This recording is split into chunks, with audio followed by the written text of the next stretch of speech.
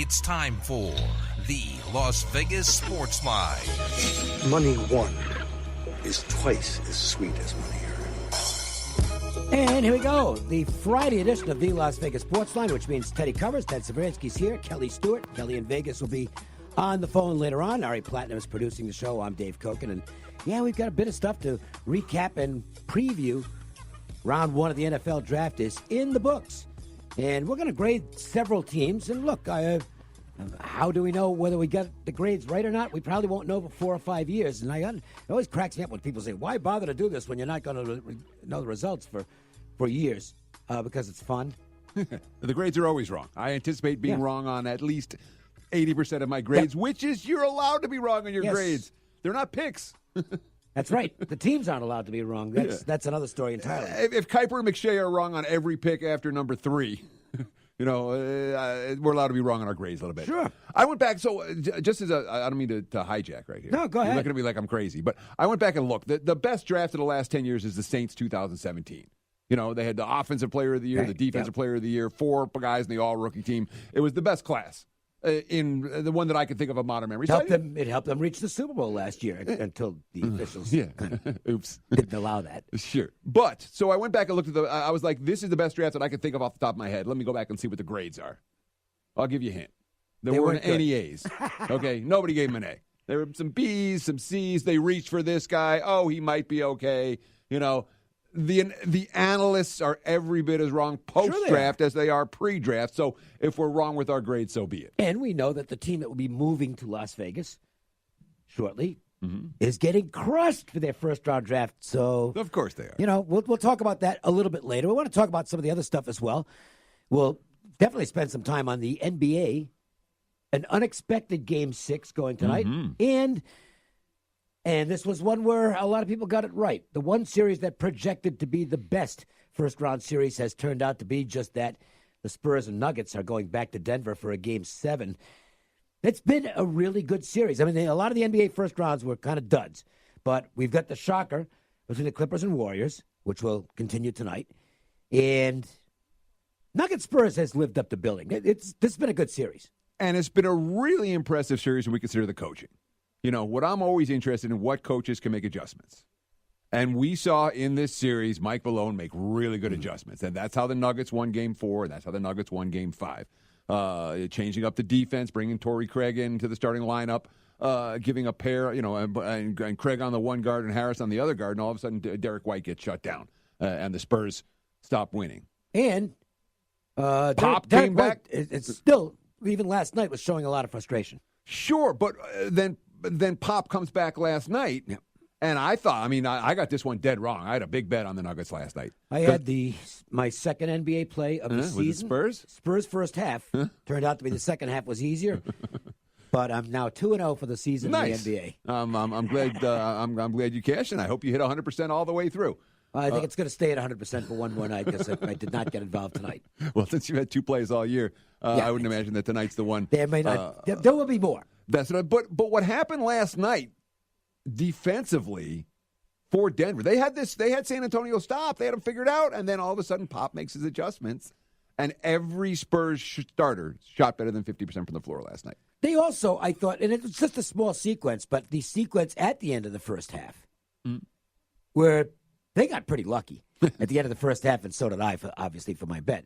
I thought that was, and I'm not a big believer in momentum at the professional level. Yeah. I think it's much more important at the college level where, there's more emotion involved and sometimes that bucket right before halftime can really propel a team into the locker room at halftime. Especially in college. Yeah, that's what I'm saying. But you generally don't see that in the NBA. No. But I thought, boy, they should have been behind at the half. Okay? And they got a really fortunate sequence at the end of the half to get off the court with a 4-point lead. And I thought that really boded well for them the rest of the way. I thought that was a shot in the arm they needed because, in a home elimination situation, I think going into halftime down might have been a bit depressing for them. I don't disagree with that at all. As someone who had Denver in my pocket, the way the first quarter played out, where San Antonio hit 67% from the floor, up 10, and the Spurs were 0 for 7. The Nuggets were 0 for 7 from 3 to open the game.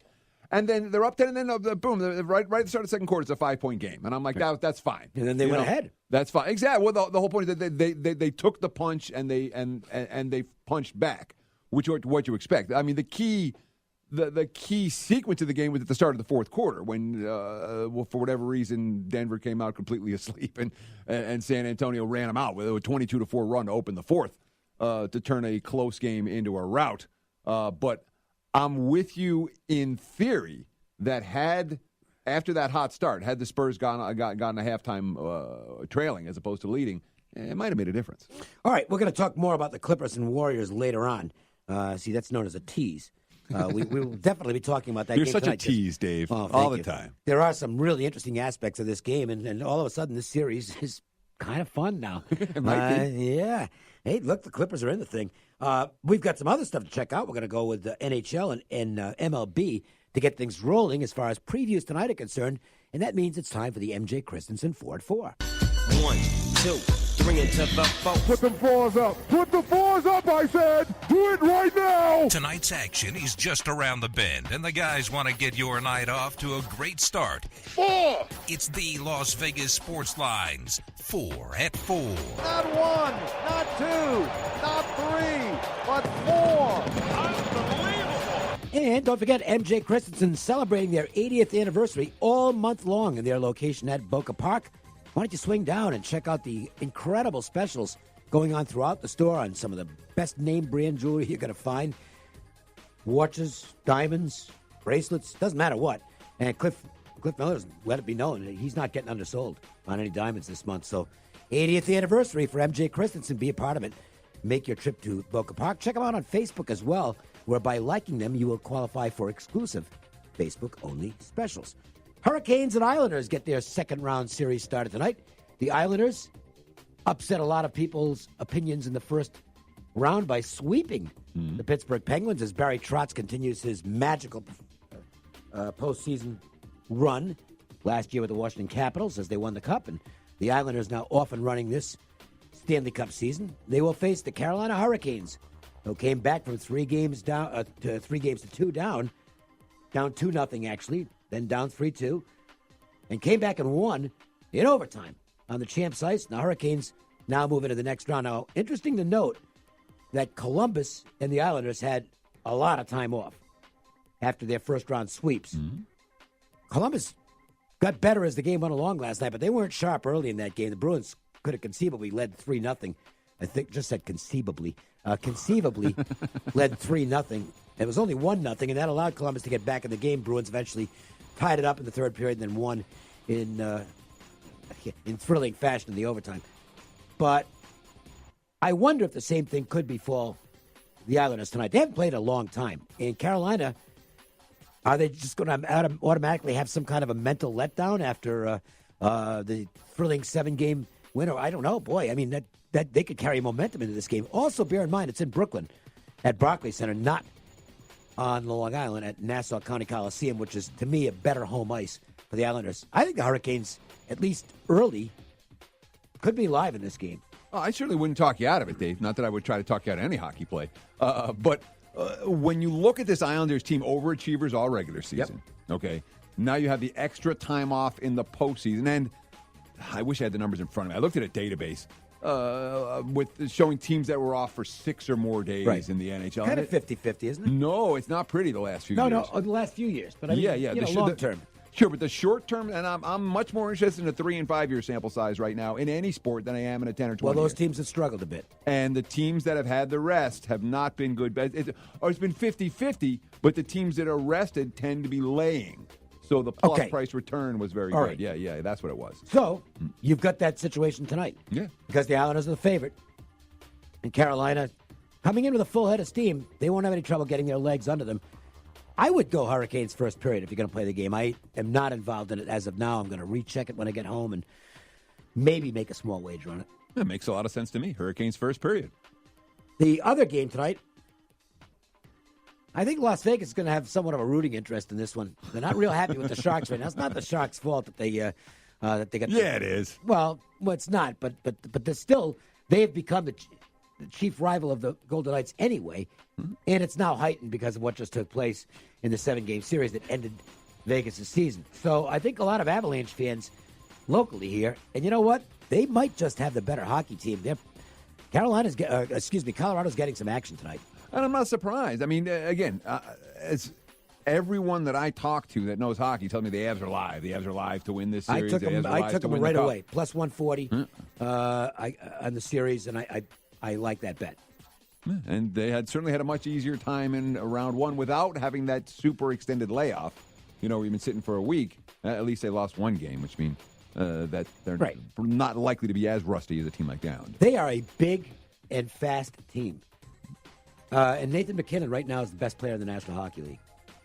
I think the Sharks are going to have trouble with him. And, you know, I know a lot of his problems have come against Vegas, but Martin Jones was the only starting goaltender in the league this year with a save percentage under 900. He has not had a great season.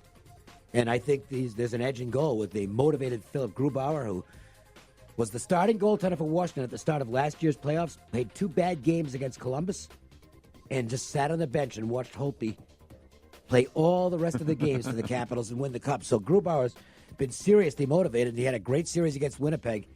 I give the goalie edge here to Colorado, and I will generally look to back the team with what I perceive as the goalie edge. Not just the goalie edge, the karma edge as well. The NHL's apology notwithstanding, you know, San Jose doesn't deserve to be here. In baseball, this might not make the cut as one of the featured games, but it will tonight because a little bit of an unusual situation north of the border at Rogers Center in Toronto. Oh, boy. Vladimania. Big crowd for this game. It's the debut for Vlad Guerrero Jr. I'll tell you, I like the Blue Jays here, and not on my numbers.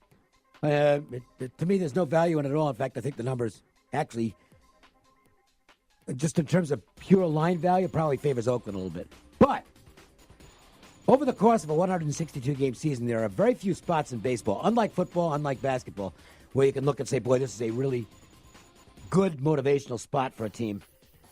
You just don't see it in the baseball marathon very often. I think you do see it tonight. I think the Blue Jays are looking at this as a really big game. Sure, and, you know, we saw Stroman shut down Oakland just last week. Yep. You know, last time he pitched. It is sweep revenge for Oakland. Yeah, and, you know, 8 innings, 6 hits, 1 run, struck out 6, 13 ground ball outs in that ball game, but he did throw a season high in pitches.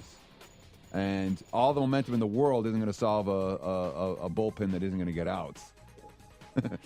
And Toronto bullpen is actually, it's been surprising. It's better.